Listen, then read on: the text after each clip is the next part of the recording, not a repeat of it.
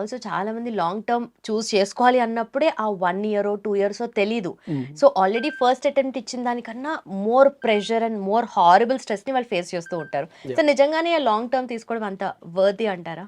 నేను 100% వర్త్ అనే చెప్తాను. అంతేనా? ఓకే. ఎందుకంటే ఇప్పుడు మనం ఈ మెడిసిన్కి జాయిన్ అయ్యే వాళ్ళ అనాలిసిస్ తీసుకుంటే డైరెక్ట్గా ఇంటర్మీడియట్ కంటే ఆల్మోస్ట్ 70% ఆఫ్ స్టూడెంట్స్ వాళ్ళు లాంగ్ టర్మ్ నుంచే జాయిన్ అయిపోతున్నారు, డైరెక్ట్గా ఇంటర్మీడియట్ నుంచి కాదు. ఇంటర్మీడియట్లో ఏంటంటే వాళ్ళకి ప్రాక్టికల్స్ అని లేదా బోర్డ్ ఎగ్జామ్స్ అని కొంత డిస్టర్బ్ అయ్యే ఛాన్సెస్ ఉన్నాయి.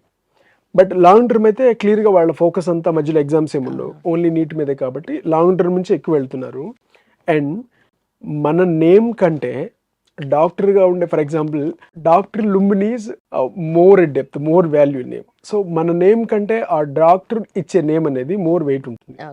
సో అలాంటి ప్రొఫెషన్ కోసం, అండ్ మిగతా ప్రొఫెషన్స్ అయితే కొన్ని రోజులు భూమి ఉంటాయి, కొన్ని రోజులు భూమి ఉండదు, లేదా చేంజ్ అయిపోతే అలాంటిది ఉంటుంది. బట్ డాక్టర్ కోసం అలా కాదు, అది ఎప్పటికీ ఎవర్ గ్రీనే.